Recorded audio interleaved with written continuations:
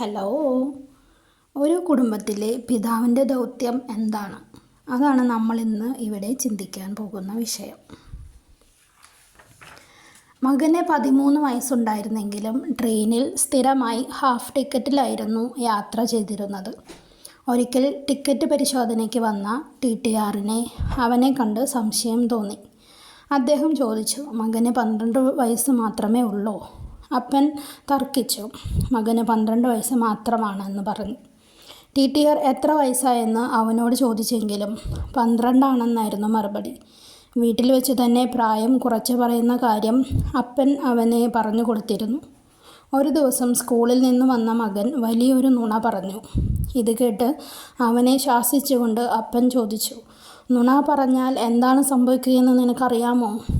ട്രെയിനിൽ ഹാഫ് ടിക്കറ്റിൽ യാത്ര ചെയ്യാൻ കഴിയും. പെട്ടെന്നായിരുന്നു മകൻ്റെ ഉത്തരം. കുട്ടികളുടെ ഒരു ലെജൻഡായി, റോൾ മോഡലായി പരിലസിക്കേണ്ടവരാണ് അപ്പന്മാർ. എൻ്റെ ഡാഡി എന്ന് അഭിമാനത്തോടെ ചൂണ്ടിക്കാണിക്കാൻ, എൻ്റെ അപ്പൻ എന്ന് സന്തോഷത്തോടെ പറയാൻ, ഇന്നയാളുടെ മകൻ അഥവാ മകൾ എന്ന് അല്പം അഹങ്കാരത്തോടെ പറയാനുള്ള അവസരം എല്ലാ പിതാക്കന്മാരും ഉണ്ടാക്കണം. അതാണ് ഒരു പിതാവിന് സ്വന്തം മകനോടും മകളോടും ചെയ്യാവുന്ന ഏറ്റവും വലിയ പുണ്യം. അപ്പൻ്റെ സ്ഥാനമാനങ്ങളോ സാമ്പത്തിക ഭദ്രതയോ ഒന്നുമല്ല ഒരു മകനോ മകൾക്കോ അയാളുടെ മേൽ അഭിമാനം ഉണ്ടാക്കുന്നത് എന്നതാണ് ഏറെ ശ്രദ്ധേയമായ കാര്യം. സാമ്പത്തികമായി ഉയർന്ന നിലവാരത്തിലുള്ള എത്രയോ കുട്ടികൾ സ്വന്തം പിതാവിനെ പറ്റി പരാതി പറയുന്നത് ഓർക്കുന്നു. എന്ത് ചോദിച്ചാലും അവർ കുട്ടികൾക്ക് വാങ്ങിക്കൊടുക്കുന്നു. എന്ത് സൗകര്യവും അവർക്കായി ചെയ്തു കൊടുക്കുന്നു. കൂട്ടുകാരായ എല്ലാവർക്കും കൊടുക്കുന്നതിനേക്കാൾ കൂടുതൽ പോക്കറ്റ് മണി കൊടുക്കുന്നു. എങ്കിലും ഐശ്വര്യ എന്ന 16 വയസ്സുകാരി പെൺകുട്ടി അവളുടെ പിതാവിനെതിരെ ശക്തമായ ശകാരവർഷവും കരച്ചിലുമൊക്കെ നടത്തിയത് ഓർക്കുന്നു. അപ്പൻ്റെ സ്വഭാവ ദൂഷ്യങ്ങളാണ് പ്രശ്നം. കള്ളുകുടിയനായ പിതാവ് എത്ര പണം കൊടുത്തിട്ടും ഐശ്വര്യയെ തൃപ്തിപ്പെടുത്താനായില്ല. രണ്ടുപേരും രണ്ട് തത്വങ്ങളിൽ ഉറച്ചു നിൽക്കുന്നു. ഞാൻ അവൾക്ക് ആവശ്യമുള്ളതെന്തും കൊടുക്കും, എന്നാൽ എൻ്റെ മദ്യപാനവും കൂട്ടുകെട്ടുമൊന്നും അവൾ അന്വേഷിക്കേണ്ട പ്രശ്നമല്ല എന്നതാണ് അപ്പൻ്റെ ലൈൻ. ഒരുപാട് പണം തരുന്ന ഒരു ലോക ബാങ്കല്ല എൻ്റെ സങ്കല്പത്തിലുള്ള അപ്പൻ, മറിച്ച് എല്ലാവർക്കും മാതൃകയാക്കാവുന്ന നല്ലൊരു വ്യക്തിയാവണം എന്ന് മകൾ. പിന്നീട് ആ ബന്ധം കൂടുതൽ വഷളായി. അപ്പോൾ എല്ലാ അപ്പന്മാരും വിശുദ്ധരാകണമെന്നാണോ? അതെ, അതുതന്നെയാണ് ഇവിടെയും എനിക്ക് പറയാനുള്ളത്. ഒരു മാതൃകാ പിതാവിൻ്റെ ഒന്നാമത്തെ യോഗ്യത, അയാൾ സമൂഹത്തിൽ മാന്യനും മാതൃകാപരമായ ജീവിതം നയിക്കുന്നവനും മക്കൾക്ക് അഭിമാനവുമാകണം. സാമൂഹ്യ തിന്മകളിൽ, മദ്യപാനത്തിൽ, അക്രമത്തിൽ ഒന്നും ഭാഗമാകാത്ത, ആദ്യം സൂചിപ്പിച്ചതുപോലെ മക്കൾക്ക് അഭിമാനത്തോടെയും അല്പം അഹങ്കാരത്തോടെയും ചൂണ്ടിക്കാണിക്കാവുന്ന ഒരാളാവണം നല്ല അപ്പൻ. രണ്ടാമതായി, മക്കൾക്ക് ആശ്വാസവും ധൈര്യവുമാകണം പിതാവ്. അപ്പൻ എന്നോടൊപ്പം ഉണ്ടെങ്കിൽ ഒന്നും പേടിക്കാനില്ല എന്ന ഉറപ്പും ധൈര്യവും കുട്ടികൾക്കുണ്ടാകണം. മാതൃത്വവും പിതൃത്വവും വ്യത്യാസപ്പെട്ടിരിക്കുന്നത് ഇവിടെയാണ്. അമ്മയുടെ സാന്നിധ്യത്തിലെ ഒരു കുഞ്ഞിൻ്റെ ആശ്വാസവും അപ്പൻ്റെ സാന്നിധ്യത്തിലെ ഒരു കുഞ്ഞിൻ്റെ ആശ്വാസവും രണ്ടു തരത്തിലാണ്. രണ്ടാമത്തേതിൽ മക്കൾക്ക്, വിശിഷ്യ കുട്ടികൾക്ക് ലഭിക്കുന്ന ആത്മധൈര്യം വലുതാണ്. മൂന്നാമതായി, ഭാവിയിൽ താൻ എപ്രകാരമാകണമെന്ന് ഒരു പിതാവിൽ നിന്നാണ് കുട്ടികൾ പഠിക്കേണ്ടത്. പെരുമാറ്റം, സംസാരം, നന്മ പ്രവർത്തനങ്ങൾ, സഹാനുഭൂതി, ഇതെല്ലാം ഒരു മാതൃകയും പാലിക്കേണ്ട സത്യവുമായി കുട്ടികൾ അനുഭവിച്ചറിയേണ്ടത് പിതാവിൽ നിന്നാണ്. ഒരേ കാര്യം തന്നെ അമ്മ ചെയ്യുന്നതിനേക്കാൾ അപ്പൻ ചെയ്യുന്നത് കുട്ടികൾക്ക് കൂടുതൽ ഉത്തേജകമാകും എന്നാണ് മനഃശാസ്ത്രം പറയുന്നത്. മുട്ടിന്മേൽ നിന്ന് പ്രാർത്ഥന ചൊല്ലുന്ന അപ്പൻ കുട്ടികൾക്ക് അപ്രകാരം തന്നെ ചെയ്യുന്ന അമ്മയേക്കാൾ പ്രചോദനം നൽകും. പ്രാർത്ഥനയിൽ മാത്രമല്ല, പുണ്യപ്രവൃത്തികളിൽ, സഹാനുഭൂതിയിൽ, മറ്റുള്ളവരെ സഹായിക്കുന്നതിൽ എല്ലാം ഒരു മാതൃകാ സ്ഥാനമാണ് അപ്പനെന്നും കുട്ടികൾക്ക് നൽകുന്നത്. അതുകൊണ്ട് തന്നെ അവരുടെ വാക്കും പ്രവൃത്തിയും എന്നും കുട്ടികൾ വലിയ ബഹുമാനത്തോടെ കാണുന്നു. അത് നല്ലതായാലും ചീത്തയായാലും അവർ അനുകരിക്കുന്നു എന്നതാണ് പ്രത്യേകം ശ്രദ്ധിക്കേണ്ടത്. പിതാവിനെ ബഹുമാനിക്കുന്നവൻ തൻ്റെ പാപങ്ങൾക്ക് പ്രായശ്ചിത്തം ചെയ്യുന്നു. പിതാവിനെ ബഹുമാനിക്കുന്നവനെ അവൻ്റെ മക്കൾ സന്തോഷിപ്പിക്കും. അവൻ്റെ പ്രാർത്ഥന കർത്താവ് കേൾക്കും. അമേരിക്കൻ പ്രസിഡൻ്റായിരുന്ന എബ്രഹാം ലിങ്കൺ തൻ്റെ മകൻ പഠിക്കുന്ന സ്കൂളിലെ മുഖ്യ അധ്യാപകൻ എഴുതിയ കത്തിൽ ഇങ്ങനെയായിരുന്നു: എല്ലാ മനുഷ്യരും സത്യസന്ധരല്ലെന്ന് അവൻ പഠിക്കേണ്ടി വരുമെന്ന് എനിക്കറിയാം. എന്നാൽ തെമ്മാടിക്ക് ബദലായി നെറിയുള്ളവൻ ഉണ്ടെന്നും സ്വാർത്ഥ രാഷ്ട്രീയക്കാരന് ബദലായി അർപ്പണബോധമുള്ള നേതാവുണ്ടെന്നും അവനെ പഠിപ്പിക്കൂ.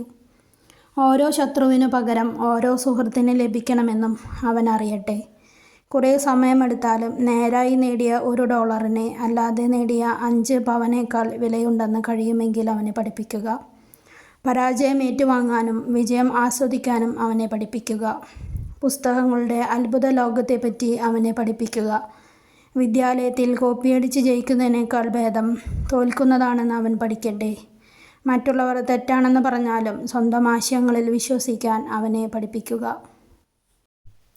പരിചയമുള്ളൊരു വീടിൻ്റെ മുന്നിലൂടെ പോകുമ്പോൾ കുടുംബനാഥൻ പടിക്കൽ നിൽക്കുന്നത് കണ്ട് വണ്ടി നിർത്തി. അകത്ത് കയറി അല്പം സംസാരിക്കുന്നതിനിടയിൽ മകനെ തിരക്കി. അവൻ ഇന്ന് എഞ്ചിനീയറിങ്ങിന് പഠിക്കുകയാണ്. ഞാൻ അന്വേഷിച്ചപ്പോൾ ആ പിതാവ് പെട്ടെന്ന് മൊബൈൽ ഫോൺ എടുത്ത് വിളിച്ച് എനിക്ക് തന്നു. അവൻ വല്ല വിദേശത്തുമായിരിക്കുമെന്നോർത്ത് ഞാൻ സംസാരത്തിനിടയിൽ ചോദിച്ചു, നീ ഇപ്പോൾ എവിടെയാണ്? അവൻ പറയുന്നു, ഞാൻ വീടിൻ്റെ മുകളിലത്തെ നിലയിലുണ്ടെന്ന്. ഒരു അപ്പനും മകനും വീട്ടിലിരുന്ന് ഫോണിൽ സംസാരിക്കുന്നത് ജീവിതത്തിൽ ആദ്യമായി അന്ന് ഞാൻ കണ്ടു. കുട്ടികളുടെ കൂടെ ആയിരിക്കുക എന്നാൽ അവരുടെ ജീവിതത്തിലേക്കും സാഹചര്യങ്ങളിലേക്കും ഇഴുകിച്ചേരുക എന്നർത്ഥം. വൈകിട്ട് 4 മണിക്ക് അഗസ്റ്റിനോടൊപ്പം അവൻ്റെ വീട്ടിലിരുന്ന് സംസാരിക്കുമ്പോൾ 8ാം ക്ലാസ്സിൽ പഠിക്കുന്ന അവൻ്റെ മകൾ സ്കൂളിൽ നിന്ന് വന്നു. ഒന്ന് ചിരിച്ച് അകത്തേക്ക് പോകാൻ തുടങ്ങിയ മകളോട് അഗസ്റ്റിൻ ചോദിച്ചു, അനുവിൻ്റെ പനി എങ്ങനെയുണ്ട് മോളെ? അവൾ പെട്ടെന്ന് നിന്ന് അനുവിൻ്റെ വിശേഷങ്ങൾ പറയാൻ തുടങ്ങി. ആശുപത്രിയിൽ പോയത്, കുറവുള്ളതുകൊണ്ട് ക്ലാസ്സിൽ വന്നത്.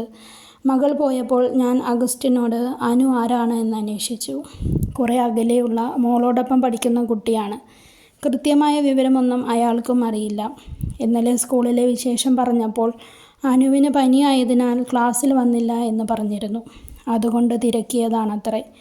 മകളോടൊപ്പമായിരിക്കുന്ന ഒരു പിതാവിനെയാണ് ഞാൻ അവിടെ കണ്ടത്. കൂടെ ആയിരിക്കുക എന്നാൽ അപ്പനും മകനും ഒരു വീട്ടിൽ താമസിക്കുക എന്നർത്ഥമല്ല ഉള്ളത്.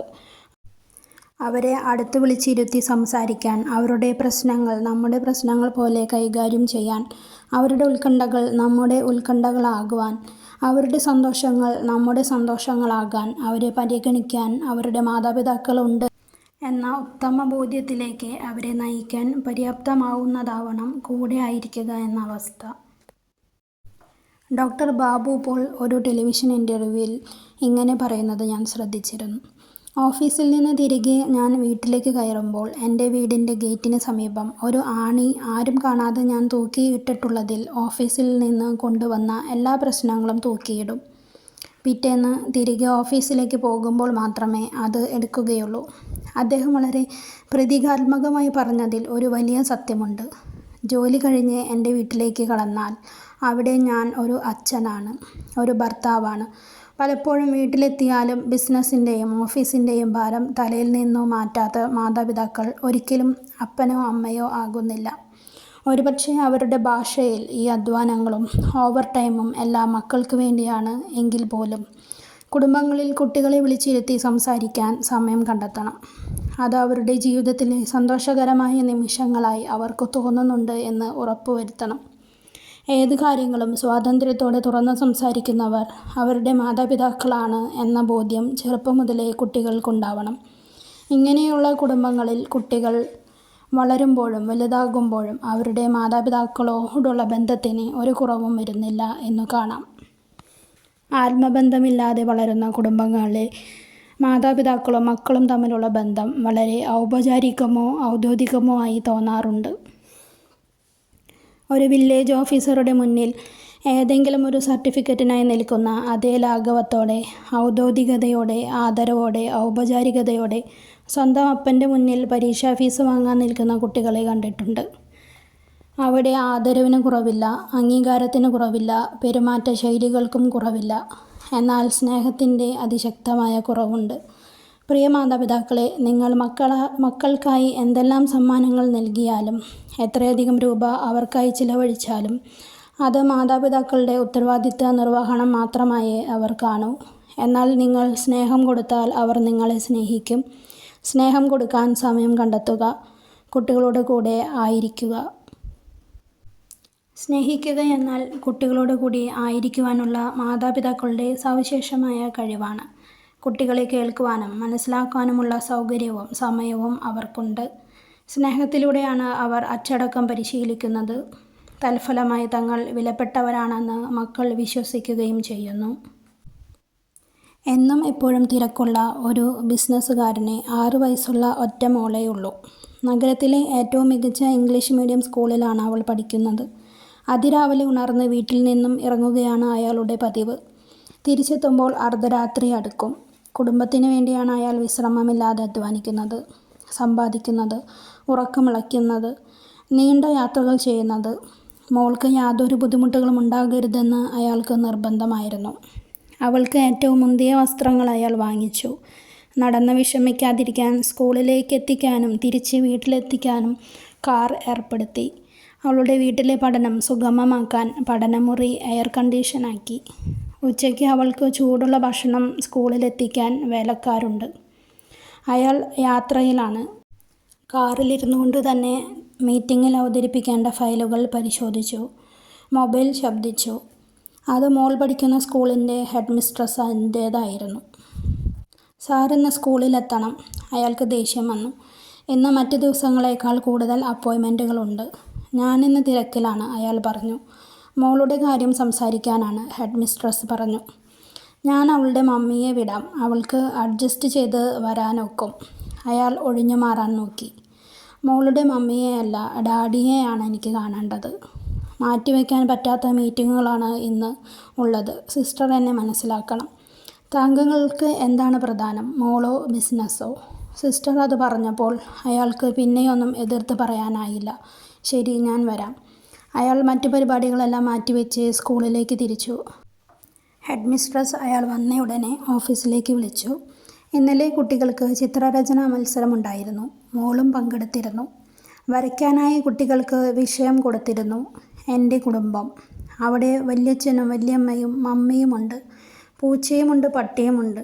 മേശകളും കസേരകളും ടിവിയും കമ്പ്യൂട്ടറുകളുമുണ്ട്. പക്ഷേ നിങ്ങളില്ല. അയാളുടെ കണ്ണ് നിറഞ്ഞു. സിസ്റ്റർ മോളെ വിളിച്ചു.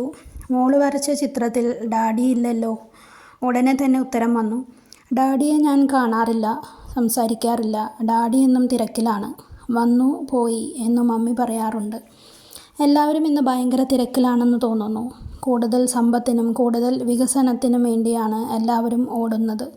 അതുകൊണ്ട് മക്കൾക്ക് മാതാപിതാക്കളെ കാണാൻ നേരമില്ല. മാതാപിതാക്കൾക്കാണെങ്കിൽ തമ്മിൽ കാണാനും നേരമില്ല. അങ്ങനെ ലോകത്തിൻ്റെ സമാധാനം വീട്ടിൽ തകർന്നു പോകുന്നു. മദർ തെരേസയുടെ വാക്കുകളാണത്.